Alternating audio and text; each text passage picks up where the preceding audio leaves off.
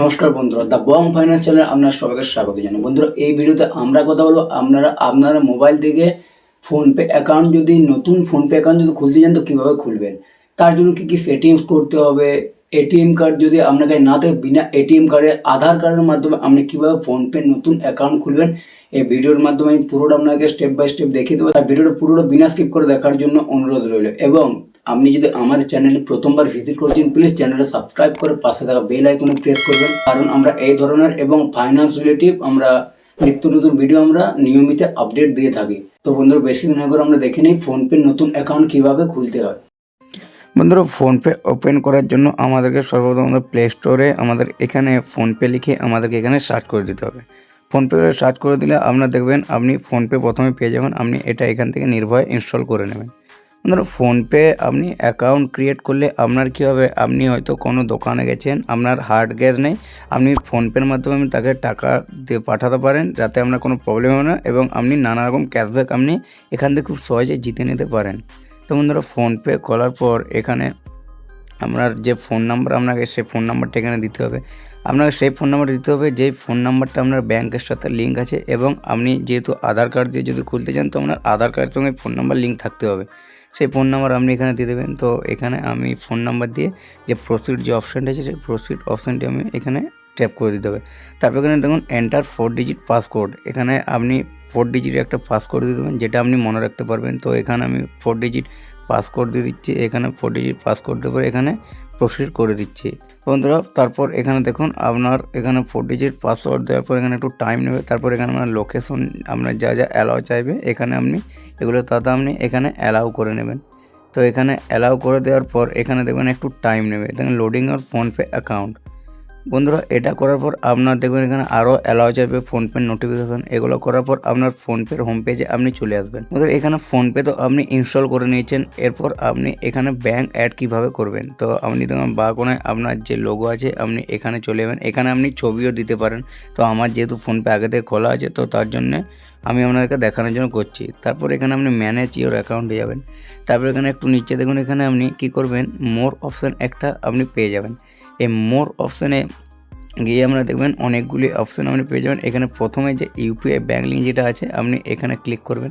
তারপর এখানে দেখুন আপনার নিচে দেখুন অ্যাড ইওর নিউ, তারপর দেখুন নিচে আপনার অ্যাড নিউ ব্যাঙ্ক অ্যাকাউন্ট আপনার লেখা থাকবে। তো আমার যেহেতু প্রথম থেকে খোলা আছে তো আমার জিও পেমেন্ট ব্যাঙ্ক আমার অ্যাড করা আছে। তো আপনি যদি প্রথমে খোলেন তো আপনার ওটিপি আসবে, আপনি ওটিপি দিয়ে দেবেন এবং অ্যাড নিউ ব্যাঙ্ক অ্যাকাউন্ট যেটা লেখা আছে আপনি এখানে অ্যাড নিউ ব্যাঙ্ক অ্যাকাউন্টে আপনি এখানে ট্যাপ করে দেবেন।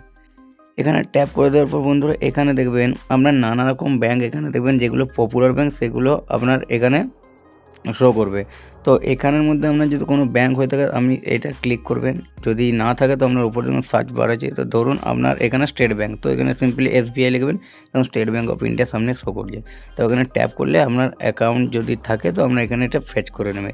তো সিম্পলি আপনি এভাবে করতে পারেন। তো আমার জিও পেমেন্ট ব্যাঙ্ক তার জন্য আমার দেখুন এখানে ফেচ করা আছে, তো আপনি এভাবে করতে পারবেন।